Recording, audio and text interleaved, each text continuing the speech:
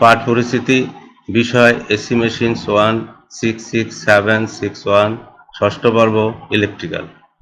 অষ্টম অধ্যায় আজকের টপিক অটো ট্রান্সফরমারের মূলনীতি, প্রিন্সিপাল অফ অটো ট্রান্সফরমার। আজকের টপিক অটো ট্রান্সফরমারের মূলনীতি। এই অধ্যায়ের পাঠ শেষে শিক্ষার্থীরা জানতে পারবে 8.1 অটো ট্রান্সফরমারের বর্ণনাকরণ, 8.2 ট্রান্সফর্মড পাওয়ার এবং কন্ডাক্টেড পাওয়ারের ব্যাখ্যাকরণ, 8.3 অটো ট্রান্সফরমারের সুবিধা ও অসুবিধাসমূহ বর্ণনাকরণ, 8.4 দুই ওয়াইন্ডিং বিশিষ্ট ট্রান্সফরমারকে অটো ট্রান্সফরমারে রূপান্তরের ধারণা, 8.5 অটো ট্রান্সফরমারের ব্যবহারের ধারণা, 8.6 অটো ট্রান্সফরমারের সম্পর্কিত সমস্যার সমাধান নির্ণয়করণ, 8.7 অটো ট্রান্সফরমার ও কনভেনশনাল ট্রান্সফরমারের মধ্যে পার্থক্য নির্ণয়করণ। প্রিয় শিক্ষার্থী, অটো ট্রান্সফরমার 8.1 অটো ট্রান্সফরমার বর্ণনা। অটো ট্রান্সফরমার হচ্ছে এমন একটা ট্রান্সফরমার যার একটি মাত্র কয়েল থাকবে, যা প্রাইমারি এবং সেকেন্ডারি হিসাবে কাজ করে। এখানে আমাদের দুটো অটো ট্রান্সফরমার দেখানো হয়েছে। এতে একটা কয়েল, এর কিছু অংশ প্রাইমারি এবং কিছু অংশ সেকেন্ডারি হিসাবে কাজ করে, এবং এর রেটিংটা সবসময় সেকেন্ডারি V2 এবং I2-র উপরে নির্ভর করবে। এখানে সাপ্লাই দেওয়া হয়েছে V1, এই চিত্র তো একই, এখানেও V1 সাপ্লাই দেওয়া হয়েছে। এসি টার্ন সংখ্যা এসি এবং টার্ন সংখ্যা N2, আর এখানে এসির জন্য হচ্ছে যে N1 - N2, আর বিসির জন্য টার্ন সংখ্যা হচ্ছে N2। সেম এখানেও একই জিনিস, এখানে লোড দেখানো হয়েছে, এখানে লোড দেওয়া হয়েছে। তাহলে অটো ট্রান্সফরমার এমন একটা ট্রান্সফরমার বা ব্যতিক্রমধর্মী ট্রান্সফরমার যার মধ্যে কেবলমাত্র একটি কয়েল থাকে। এর কিছু অংশ প্রাইমারি ও সেকেন্ডারি উভয়ের মধ্যে কমন থাকে, অর্থাৎ প্রাইমারি ও সেকেন্ডারি উভয় কয়েলে ইলেকট্রিক্যালি ও ম্যাগনেটিক্যালি সংযুক্ত থাকে। এর কার্যপ্রণালী দুই ওয়াইন্ডিং ট্রান্সফরমারের মতো নেই। প্রিয় শিক্ষার্থীরা, চিত্র নাম্বার 2-তে এখানে দেখানো হয়েছে যে ইনপুট ভোল্টেজ V1, এখানেও V1, এখানেও V1। ইনপুট ভোল্টেজ V1, সম্পূর্ণ ওয়াইন্ডিংটা হচ্ছে AB, এখানেও AB। সম্পূর্ণ ভোল্টেজটা AB অংশে আরোপিত হয়েছে বা সাপ্লাই দেওয়া হয়েছে। তা বিসি অংশে আছে যে লোডটা বিসি অংশের সাথে সংযুক্ত। তাই লোডের যে ভোল্টেজ সেটা ধরা হয়েছে V2। তাহলে V2 ভোল্টেজটা বের করার জন্য আমাদের এখানে কি করতে হবে, যে প্রতি টার্নের যে ভোল্টেজ, এখানে প্রায় এই পুরো কয়েলটার প্রতি টার্নের যে ভোল্টেজ, সেটাকে এই বিসি অংশের টার্ন সংখ্যা দ্বারা গুণ করলে আমরা V2টা পেয়ে যাবো। সেই জন্য আমরা করেছি যে, প্রিয় শিক্ষার্থীরা এটা একটু ভালোভাবে দেখবে, V2 = V1 বাই হবে যে NAB, পুরা এই কয়েলের টার্ন সংখ্যা দিয়ে ভাগ করতে হবে। তাহলে প্রতি টার্নের ভোল্টেজ, সেখান থেকে যদি আমরা বিসির যে টার্ন সংখ্যা, সেই টার্ন সংখ্যা দিয়ে গুণ দিই, তাহলে আমাদের এই ভোল্টেজটা বেরিয়ে আসবে। তাহলে সেই জন্য আমরা করছি NBC, তাই V1 ডিভাইডেড বাই হবে যে NAB ইন্টু হবে যে NBC। NBC হচ্ছে বিসি অংশের টার্ন সংখ্যা। তাহলে এখানে V1 বিসি অংশের টার্ন সংখ্যাকে ধরেছি আমরা N2, এবং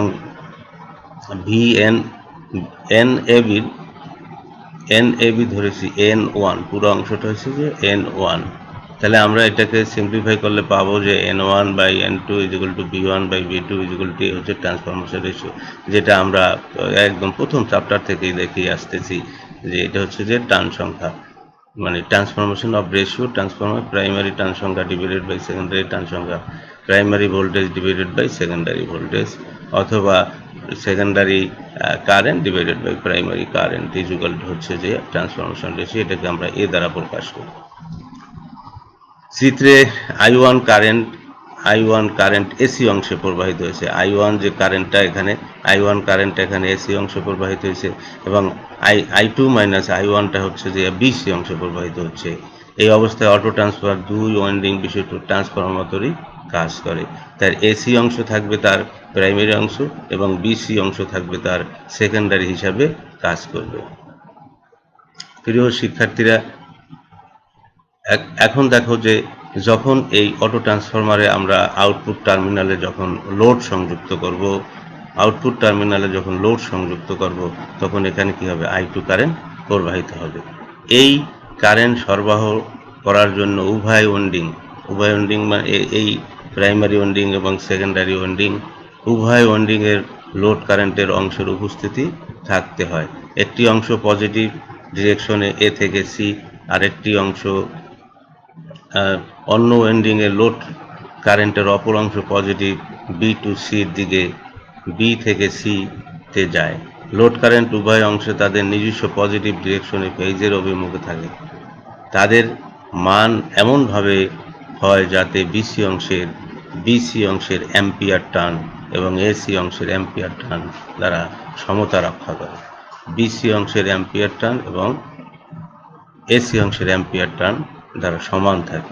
অতএব আমরা লিখতে পারি যে এনবিসি ইন্টু এনবিসি অংশের কারেন্ট হয়েছে যে I2 মাইনাস I1 ইকুয়াল হবে যে এসি অংশের টার্ন সংখ্যা এনএসি ইন্টু হবে যে I1 এসি অংশে দেওয়া। তাহলে এখন এনবিসি সমান ধরছে যে N2 আর current I2 minus I1 equal হবে এনএসি, যেটা এনএসির টার্ন সংখ্যা হবে N1 minus N2 into I1 হচ্ছে অ্যাম্পিয়ার টার্ন, দুই সাইডে প্রাইমারি অ্যাম্পিয়ার টার্ন এবং সেকেন্ডারি অ্যাম্পিয়ার টার্ন পরস্পর সমান। প্রিয় শিক্ষার্থীরা, এখন দেখো, প্রমাণ করো যে অটো ট্রান্সফরমারের রেশিও দুই ওয়াইন্ডিং ট্রান্সফরমার রেশিওর চেয়ে বেশি। প্রমাণ করো যে অটো ট্রান্সফরমারের রেশিও দুই ওয়াইন্ডিং এর টার্ন সংখ্যার রেশিওর চাইতেও বেশি। তাহলে আমরা জানি যে ratio is equal to primary voltage divided by secondary voltage is equal to primary turn সংখ্যা ডিভাইডেড বাই সেকেন্ডারি টার্ন সংখ্যা ইজ ইকুয়াল টু হচ্ছে যে secondary current divided by primary current is equal to যেটাকে আমরা trans ratio বা transformation ratio বলি। এখানেও same, এখানে আমাদের প্রমাণ নোলোড অবস্থায় আরোপিত ভোল্টেজ ওয়াইন্ডিং দুইটির টার্ন সংখ্যার অনুপাত ভোল্টেজে ভাগ হয়ে যায়, অর্থাৎ VAC divided by VBC is equal to হচ্ছে যে NAC divided by NBC. VAC divided by VBC is equal to NAC by NBC. আবার নোলোড অবস্থায় ভিএসি এবং ভিবিসি একই অভিমুখে থাকে, অর্থাৎ আমাদের ভিএবি ইজ ইকুয়াল টু হবে ভিএসি প্লাস হচ্ছে যে ভিবিসি। এখন উভয় পক্ষকে যদি আমরা ভিবিসি দ্বারা ভাগ করি তাহলে কি পাওয়া যাবে? VAB divided by VBC is equal to VAC by VBC is equal to VBC divided by VBC is equal to VBC by equal to 1 আর ভিএসি বাই ভিবিসি। তাহলে 1 plus VAC by VBC is equal to হচ্ছে NAC by VBC. তো 1 plus NAC by VBC. তাহলে এখানে আমাদের যে ratio যেটা আসতেছে সেটা একের চাইতে টার্ন সংখ্যার চাইতেও বেশি এক। যেহেতু ভিএবি ইনপুট ভোল্টেজ, ভিএবিটা হচ্ছে ইনপুট ভোল্টেজ, ভিবিডি হচ্ছে যে আউটপুট ভোল্টেজ, তাদের অনুপাত ট্রান্সফরমেশন রেশিও এ হবে। কাজেই VAB is equal to VBC 1 plus NAC by VBC is equal to 1। 3 number সমীকরণ হইতে দেখা যায় যে আমাদের অটো ট্রান্সফরমার রেশিও দুই ওয়াইন্ডিং এর টার্ন রেশিওর চাইতে বেশি। যেহেতু এখানে দুই ওয়াইন্ডিং টার্ন রেশিও হবে এনএসি বাই এনবিসি, এখানে এক বেশি আছে, অতএব এর মানটা সবসময় দুই ওয়াইন্ডিং টার্ন সংখ্যার চাইতে বেশি। যেহেতু অটো ট্রান্সফরমার রেশিও দুই ওয়াইন্ডিং টার্ন সংখ্যার চাইতে বেশি। প্রিয় শিক্ষার্থীরা, তোমরা এটা একটু ভালোভাবে দেখবে, এটা প্রায় পরীক্ষায় আসে। এরপরে আছে auto transformer, copper savings in auto transformer. প্রিয় শিক্ষার্থীরা, এটা তোমাদের বইতে ভালোভাবে দেওয়া নাই, এটাকে এখানে আমি সুন্দর মতো দেওয়ার জন্য চেষ্টা করেছি, তোমরা একটু ভালোভাবে শুনো। তা আমরা জানি যে এখানে যে কপার সেভিং মানে কপারের ওয়েট অফ কপার, সেটা অটো ট্রান্সফরমার কমায়। কারণ হলো যে এখানে আমাদের একটা কয়েল আছে, একটা কয়েলের মধ্যে প্রাইমারি সেকেন্ডারি, কিন্তু কনভেনশনাল ট্রান্সফরমারে আমাদের দুইটা ওয়াইন্ডিং থাকে, কোর বেশি লাগে। এখানে একটা কোর দিলে হয়, ওখানে দুইটা বা তিনটা পাঁচটা এরকম কোর দিতে হয় কোর টাইপ সেল টাইপের ক্ষেত্রে। তাহলে আমাদের এখানে দেখা যাচ্ছে যে আমাদের যে ওয়েট অফ কপারটা সেটা ডিপেন্ড করে লেন্থ এবং ক্রস সেকশনাল উপরে। আর লেন্থটা নির্ভর করে কন্ডাক্টরের নাম্বার অফ টার্নসের উপরে, আর ক্রস সেকশনাল এরিয়াটা নির্ভর করে আবার কারেন্টের উপরে। অতএব আমাদের total wait of copper is weight of copper in windings is directly proportional to the product of number of turns and the rated current of the following। তাহলে আমাদের টার্ন সংখ্যা এবং কারেন্টের উপর নির্ভর করে। যেহেতু আমাদের কপারের ওয়েটটা নির্ভর করে দৈর্ঘ্যের উপর এবং ক্রস সেকশনাল উপর, দৈর্ঘ্যটা আবার লেন্থটা নির্ভর করে আবার ওয়েন্ডিংসের টার্ন সংখ্যার উপরে, আর ক্রস সেকশনাল এরিয়াটা নির্ভর করে কারেন্টের উপরে। অতএব আমাদের wait of copper in section AC অংশের যে ওয়েটে যে কপার আসবে সেটা প্রপোর্শনাল হবে এখানে যেহেতু টার্ন সংখ্যা N1 মাইনাস N2 এবং কারেন্ট হচ্ছে I1, তাহলে N1 minus N2 into I1 এটা প্রপোর্শনাল। আবার weight of copper in BC সেকশনের ওয়েট, যে কপারের ওয়েট যেটা হবে সেটা হবে এখানকার টার্ন সংখ্যা এবং কারেন্ট, তাহলে N2 into I2 minus I1, যেহেতু I2 মাইনাস I1 হচ্ছে যে বিসি অংশের কারেন্ট। এই ফিগারটা লক্ষ্য করলে ভালোভাবে দেখা যাবে। তাহলে N2 into I2 minus I1। প্রিয় শিক্ষার্থীরা, এখন দেখো এখানে আমরা ওই যে এসি অংশের আগের যে মানে অ্যাম্পিয়ার টার্নটা লিখেছি, ওয়েট কপার বিসি অংশের ওয়েটের কপারের অংশটা লিখেছি, এখান থেকে এই দুটো যদি যোগ করি তাহলে the weight of copper in auto transformer, আমি এখানে WA ধরেছি, তাহলে এই দুটার যোগফল হবে I1 into N1 minus N2 plus N2 into I2 minus I1। এটাকে I1 এটা দিয়ে এটারে গুণ I1 N1 minus I1 N2 plus N2 I2 minus N2 I1। তাহলে এটাকে যদি I1 N1 plus N2 I2 minus I1 N2 N2 2I1 N2 এখন আমাদের যে রেশিও যেটা জানি, আমরা জানি যে V1 by V2 divided by N1 by N2 I2 by equal to A।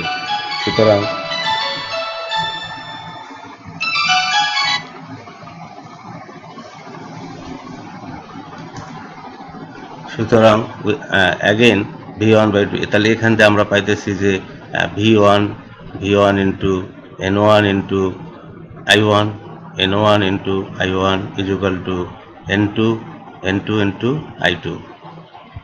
তাহলে এই রেশিও থেকে আমরা পাচ্ছি N1 into I1 N2 into, তাহলে এই সমীকরণে 4 নম্বর সমীকরণে N2 ইন্টু I1 এটা এই জায়গায় আমরা N1 I1 বসাবো।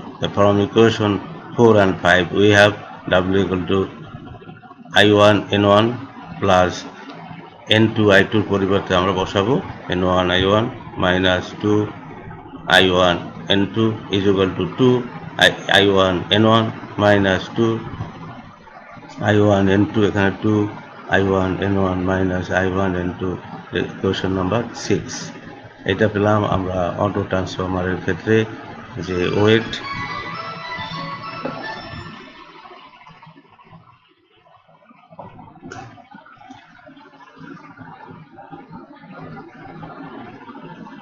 প্রিয় শিক্ষার্থীরা, similarly weight of copper in two windings conventional transformer যেটা আসবে সেটাকে আমরা W2 ধরেছি, WTW ধরেছি, যেমন টু ওয়েন্ডিং ইকুয়াল টু হবে N1 I1 প্লাস N2, যেহেতু দুইটা কয়েল প্রাইমারি সাইডের কয়েল এবং সেকেন্ডারি কয়েলের টার্ন সংখ্যা ampere turn N1 I1 plus N2 I2 is equal two N1 I1 plus N1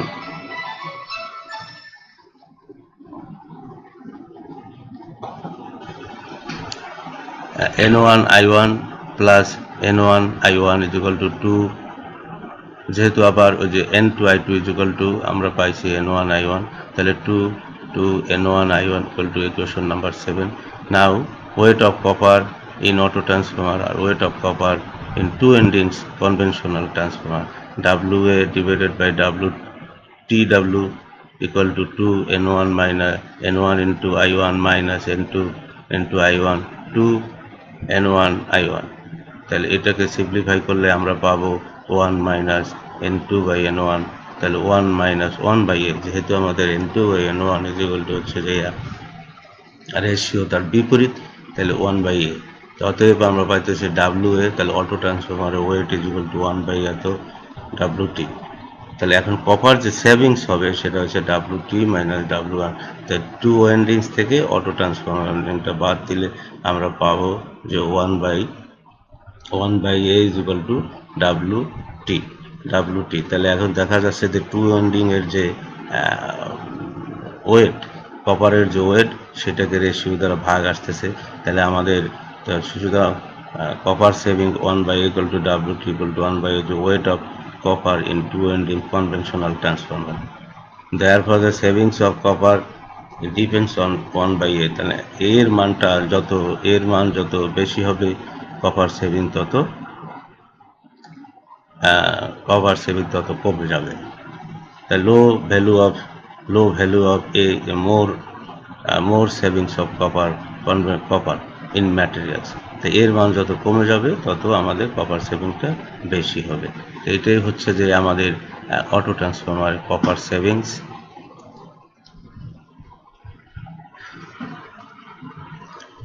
প্রিয় শিক্ষার্থীরা, দি প্রাইমারি এখন যেটা দেখো কন্ডাক্টেড পাওয়ার এবং ইনপুট পাওয়ার, কন্ডাক্টেড পাওয়ার এবং ট্রান্সফার পাওয়ার যেহেতু আমাদের transformer, the primary and secondary windings of auto transformer are connected in magnetically as well as electrically। Magnetically এবং ইলেকট্রিক্যালি এই কয়েলটা সংযোগ থাকে। The power transfer from the primary circuit to secondary is in the form of induction as well as conduction. Output apparent power, সুতরাং output apparent পাওয়ার হবে এখানে load দেওয়ার পরে V2 into I2। Apparent power transfer by the ইন্ডাকশনে আসবে যে I2 minus I1 V2 into I2 minus I1। তা V2 is equal two I2 minus I1 এর পরিবর্তে আমরা এখানে বসাই দেবো I2/A। যেহেতু ট্রান্সফরমার রেশিও, তা I2/A। এখান থেকে I2 যদি কমন বাইরে নিয়ে যাই তাহলে V2 into I2 is equal to 1 minus 1/A। তাহলে V1 I1, similarly V1 I1 minus 1/A, V1 into I1 equal to the power transfer inductively।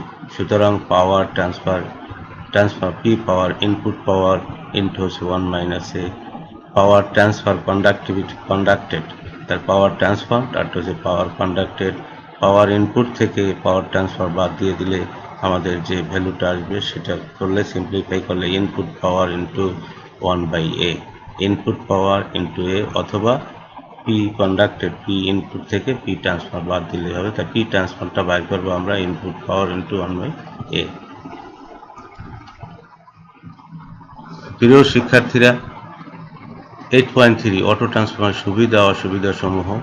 সুবিধাসমূহ এতে তুলনামূলক ওয়াইন্ডিং এর জন্য কপার তার কম লাগে, যেহেতু একটাই ওয়াইন্ডিং এর মধ্যে প্রাইমারি সেকেন্ডারি। ওয়াইন্ডিং এর জন্য কপার তার কম লাগে বলে এটি দামে কিছুটা সস্তা।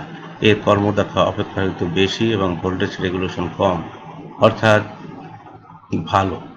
এটি আকারে ছোট এবং ফলে কম জায়গা লাগে। 5 নাম্বার আছে ওয়াইন্ডিং এর অনেকগুলো ট্যাপিং থাকার কারণে ট্যাপ পরিবর্তন করে প্রয়োজনীয় ভোল্টেজ নেওয়া যায়। এই ফিগারে দেখা যাচ্ছে অনেকগুলো আমার ইচ্ছা মতন আমরা এটাকে মেনলি আমরা রেগুলেটর হিসেবে ব্যবহার করতে পারব। 6 নাম্বার আছে লো ভোল্টেজ, এটি ব্যবহার করা সুবিধাজনক, হাই ভোল্টেজে না। এতে কয়েল দ্বয় ইলেকট্রিক্যালি এবং ম্যাগনেটিক্যালি সংযুক্ত থাকায় এদেরকে আলাদা রাখার জন্য কোনো ইনসুলেশনের প্রয়োজন হয় না। প্রিয় শিক্ষার্থীরা, এখন অটো ট্রান্সফরমারের অসুবিধা। এটি স্টেপ ডাউন হিসেবে ব্যবহৃত হয়। অতি উচ্চমানের ভোল্টেজের জন্য এটা ব্যবহার করা যায় না। এটি দ্বারা খুবই হাই রেশিওতে কাজ করা যায় না। এর প্রাইমারিতে হাই ভোল্টেজ থাকতে বিধায় অপারেশন যথেষ্ট নিরাপদ নয়। এতে কয়েল দ্বয় ইলেকট্রিক্যালি এবং ম্যাগনেটিক্যালি সংযুক্ত থাকায় সবসময় একটি বিপদের আশঙ্কা থাকে, কারণ ট্যাপিং খুলে গেলে কয়েল জ্বলে যায়।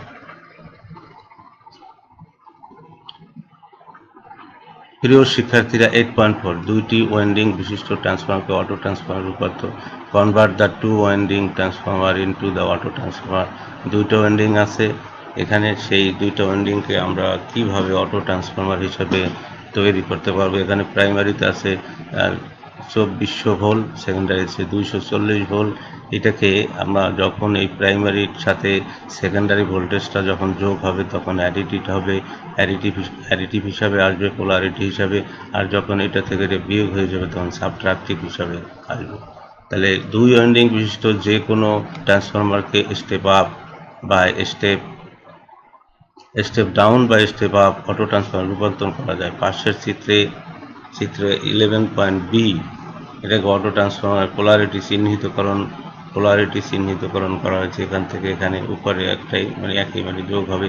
পোলারিটি চিহ্নিত একটি দুই ওয়াইন্ডিং বিশিষ্ট 20 কেভিএ 2400/240 ভোল্ট ট্রান্সফরমার দেখানো হয়েছে।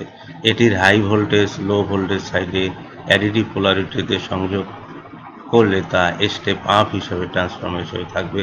যেমন এখানে আছে 2400 ভোল্ট আর এটাতে আছে 240 ভোল্ট, যোগ হয়ে আসছে 2640 ভোল্ট। এটা যদি বিয়োগ হয়ে যায় তাহলে এটা হবে সাবট্রাকটিভ পোলারিটি। এই সাইডে অ্যাডিটিভ পোলারিটি সংযোগ করে তা স্টেপ আপ ট্রান্সফরমার এবং সাবট্রাকটিভ পোলারিটিতে সংযোগ করলে হবে স্টেপ ডাউন অটো ট্রান্সফরমারে পরিণত করা যায়। তাহলে এইভাবে আমরা দুই ওয়াইন্ডিং ট্রান্সফরমারকে আমরা কিভাবে অটো ট্রান্সফরমার রূপান্তর করব সেটার বর্ণনা এসছে। নাও অ্যাডিটিভ পোলারিটি কিভাবে হবে।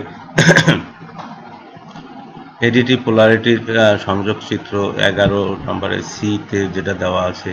এখানে প্রাইমারিটা এটা 2400 ভোল্ট আর সেকেন্ডারিতে দেওয়া আছে 240 ভোল্ট।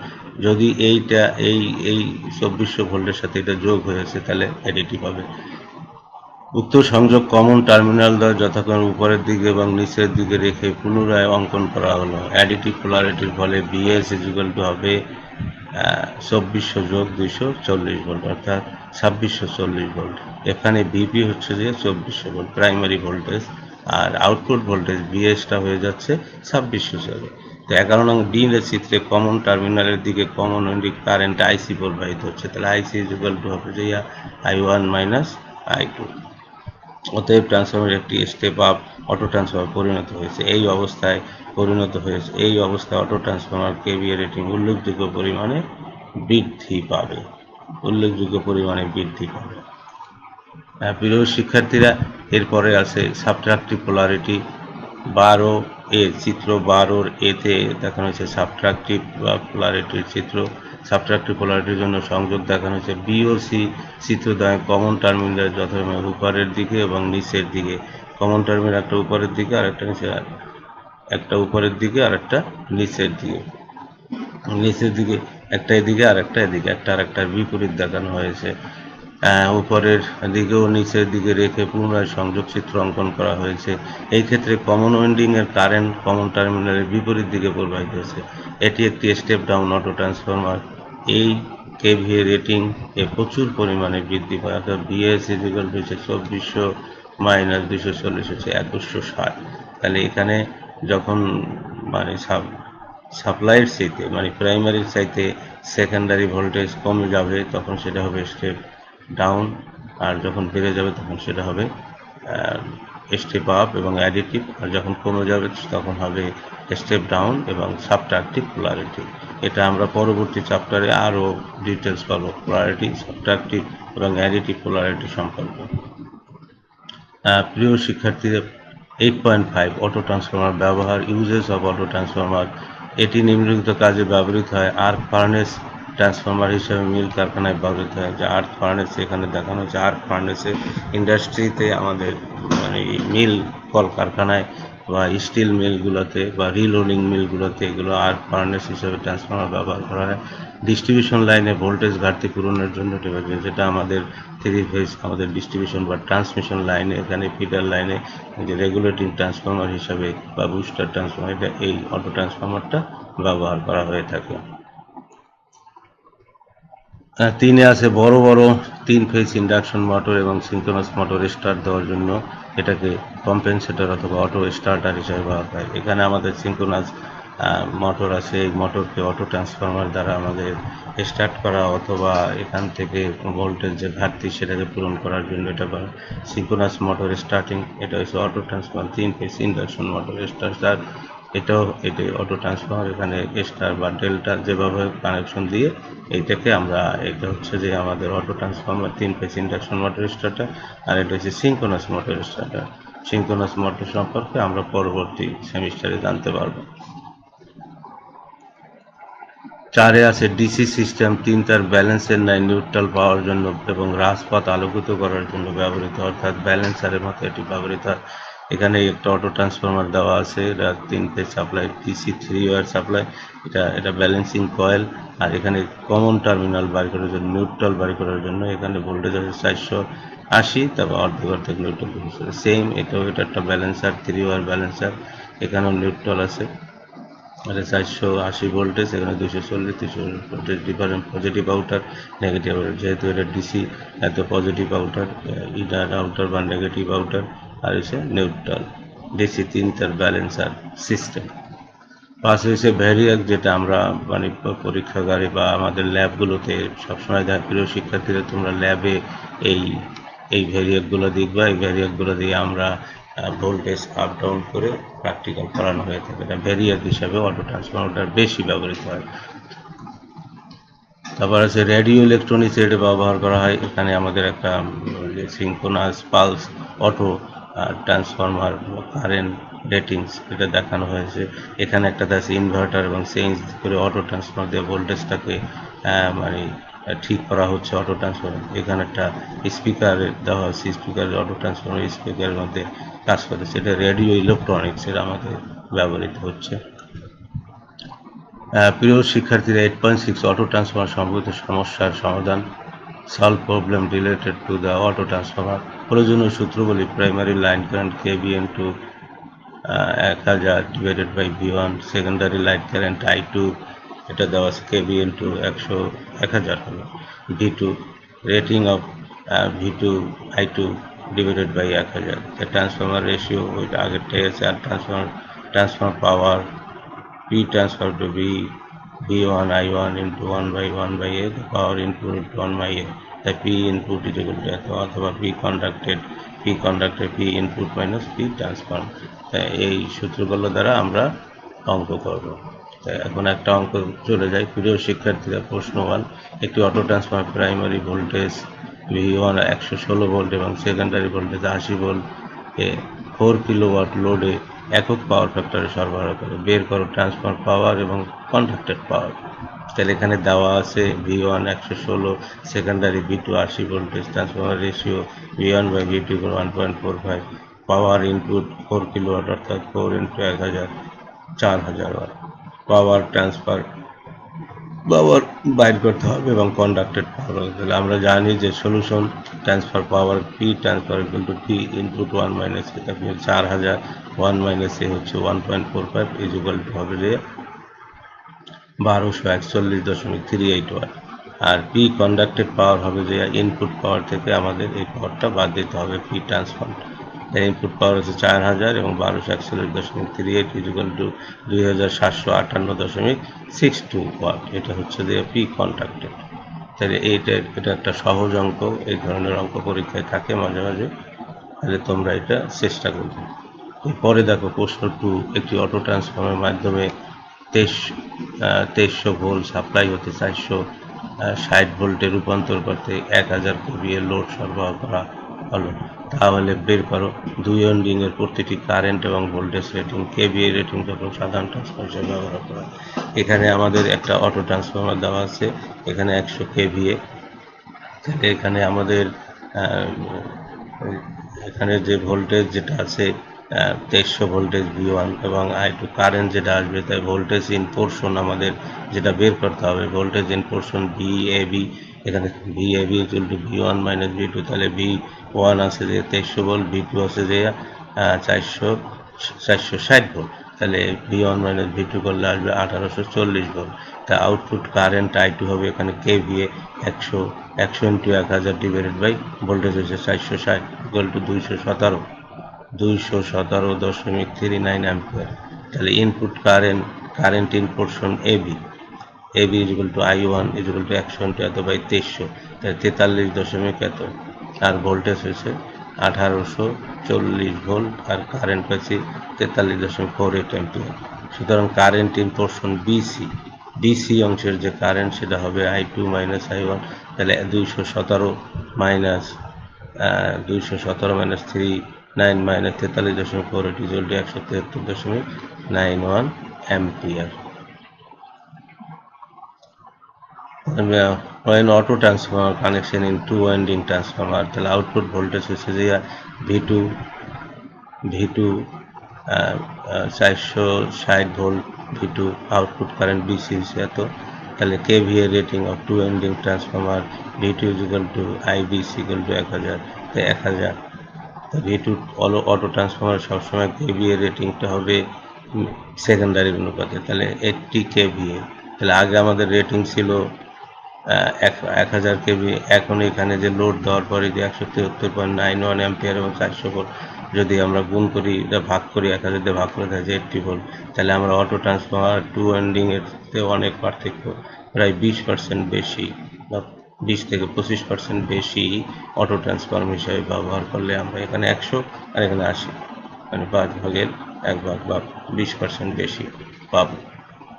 তাই প্রিয় শিক্ষার্থীরা, এখানে সুতরাং দেখা যায় সাধারণ দুই ওয়াইন্ডিং ট্রান্সফরমার তুলনায় অটো ট্রান্সফরমার 25% অতিরিক্ত কেভিএ সরবরাহ করে, কারণ এখানে 100 কেভি আর এখানে লোড হয়েছে 80 কেভি, ট্রান্সফরমার অ্যাকশন সরবরাহ হয় এবং বাকি 20 কেভিএ কন্ডাকশন উপায়ে আউটপুট প্রাইমারি থেকে প্রাইমারি থেকে সেকেন্ডারিতে চলে যায় 20 কেভিএ, আর 80 কেভিএ ট্রান্সফরমার অ্যাকশনে কাজ করে।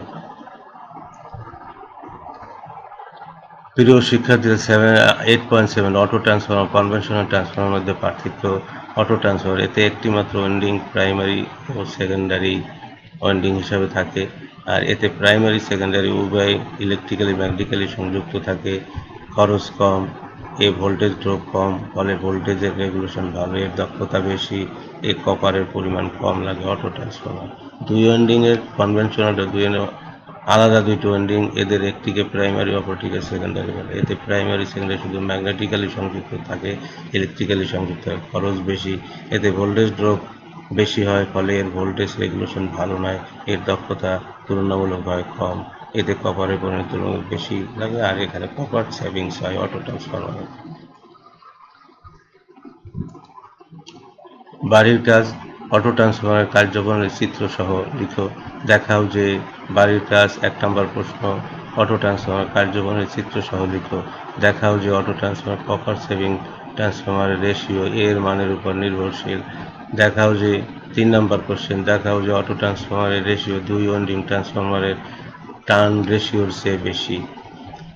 প্রশ্ন 4, দুই ওয়াইন্ডিং বিশিষ্ট একটি সাধারণ ট্রান্সফরমারকে অ্যাডিটিভ এবং সাবট্রাক্টিভ পোলারিটি হিসাবে অটো ট্রান্সফরমার রূপান্তর প্রক্রিয়া দেখাও, যেটা আমরা দেখিয়েছি। অটো ট্রান্সফরমার সুবিধা অসুবিধা লিখো। অটো ট্রান্সফরমার ব্যবহার সমূহ লিখো। একটি প্রশ্ন, একটা অঙ্ক দেওয়া হয়েছে 7 নম্বরে, একটি auto transformer 115 volt power factor একক পাওয়ার ফ্যাক্টরে 3 কিলোওয়াট লোডে বিদ্যুৎ সরবরাহ দেয়। যদি প্রাইমারি ভোল্টেজ 230 ভোল্ট হয়, তবে বের করো ট্রান্সফরমার অ্যাকশনে স্থানান্তরিত পাওয়ার এবং কন্ডাক্টেড পাওয়ার। যেটা তোমরা একটু চেষ্টা করলেই এই বাড়ির কাজগুলো ভালোভাবে করবে, তাহলে পরীক্ষার সময় আর কোনো অসুবিধা হবে। আজকের ক্লাস এখানেই শেষ করছি। খোদা হাফেজ।